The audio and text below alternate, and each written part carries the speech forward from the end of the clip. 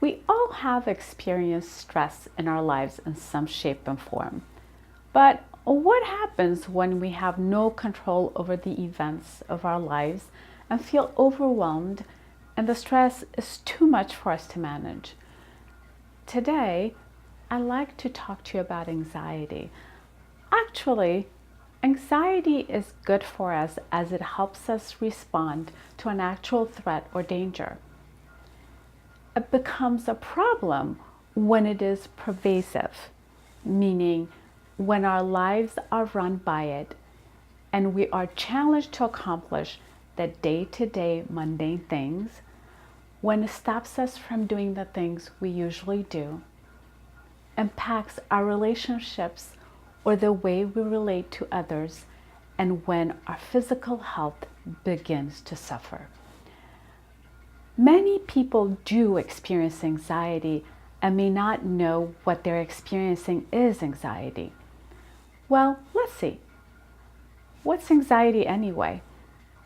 Anxiety is experienced as a sense of threat, and the way we respond is by reacting emotionally and physiologically.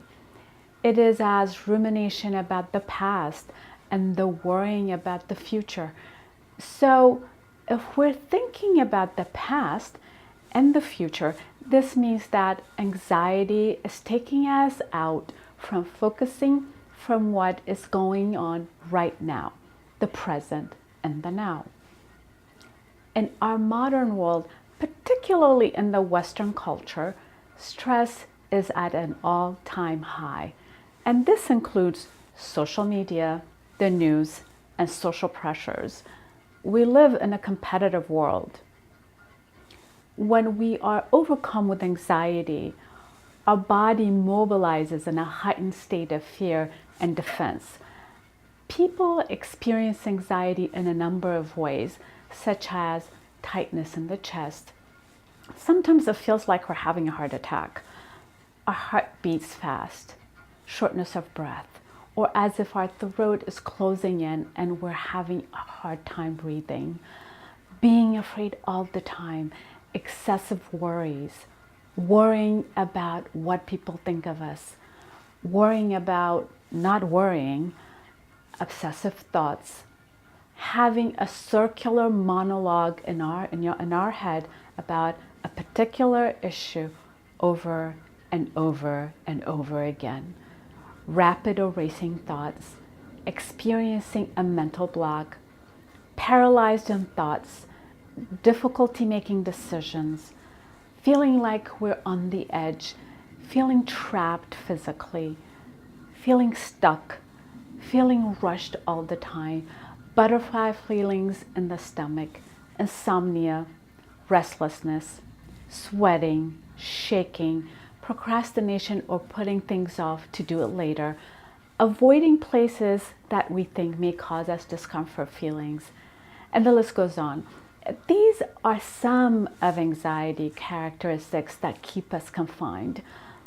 When we think about going out of that confinement, our body reacts and we back off from going out of that zone because of the what ifs and fear of experiencing discomfort. Living with anxiety can be quite difficult.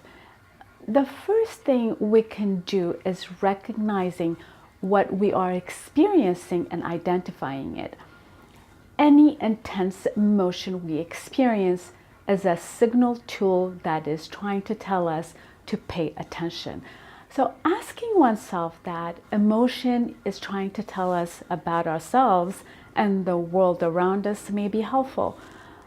The more we understand our anxiety, meaning the trigger, the thoughts and action that follow, the easier it is to recognize and make sense what is happening when we're responding in anxiety state. Just like any other behavioral health related issue, there is shame and embarrassment experienced by individuals who struggle with anxiety. Many people suffer in silence, fearing to reach out for help.